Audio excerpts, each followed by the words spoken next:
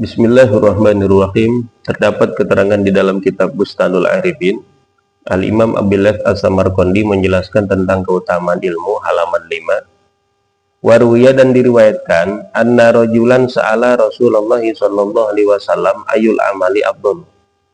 Diriwayatkan bahwasanya ada seseorang bertanya kepada Rasulullah sallallahu alaihi wasallam, ayul amali afdal, ya Rasul, ibadah apa, amalan apa yang paling utama? Faqala, dijawab oleh Rasulullah, al-ilmu, yaitu ilmu. Kemudian fasa'alahu thaniyan wa thalitsan, orang tersebut bertanya untuk kedua dan ketiga kali dengan pertanyaan yang sama, ibadah apa yang paling utama, amalan apa yang paling utama? Kemudian fa'ajabahu misla jawabil awal, tetap dijawab oleh Rasulullah dengan jawaban yang pertama, yaitu adalah ilmu. Faqala, akhirnya orang tersebut berkata, ya Rasulullah alaika salam, ini as'aluka anil amal, ya Rasulullah, saya itu bertanya tentang amal, saya itu bertanya tentang ibadah. Kenapa kau jawabnya ilmu lagi, ilmu lagi? Jadi sedikit komplain nih. Jadi bertanya tentang amal ibadah, kenapa dijawabnya ilmu lagi, ilmu lagi? Kemudian dijelaskan oleh Rasulullah, faqala alaihi salatu wasalam, hal yakbalullahu al-amala illa bil ilmi. Kata Rasul, apakah Allah akan terima ibadah seseorang yang dilakukan tanpa ilmunya? Nah, jadi dari keterangan ini dapat kita simpulkan, ibadah seluas apapun, sebanyak apapun, apabila tidak dilakukan dengan ilmunya, maka pasti ditolak, tidak akan diterima oleh Allah Subhanahu wa Ta'ala.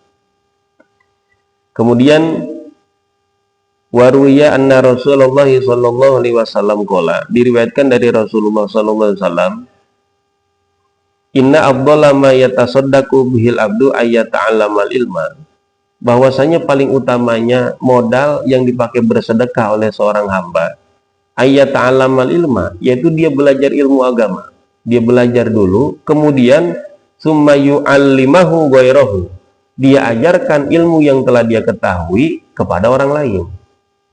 Jadi menjadi modal yang paling utama ketika seseorang belajar, kemudian diamalkan untuk diri dia pribadi dari segi untuk beribadah, kemudian setelah itu diajarkan lagi kepada orang lain.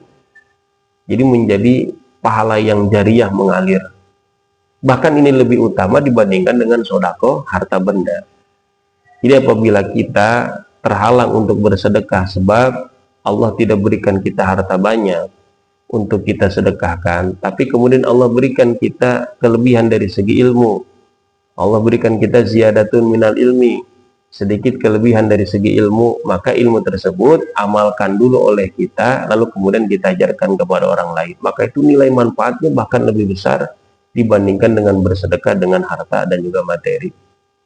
Jadi mudah-mudahan ini ada manfaatnya, tidak menjadi halangan bagi kita untuk tidak bersedekah, karena bersedekah itu bukan hanya dengan harta benda, dengan ilmu juga bisa didapati, bahkan lebih besar pahalanya dibandingkan dengan sedekah dengan harta benda. Wallahu a'lam bishawab.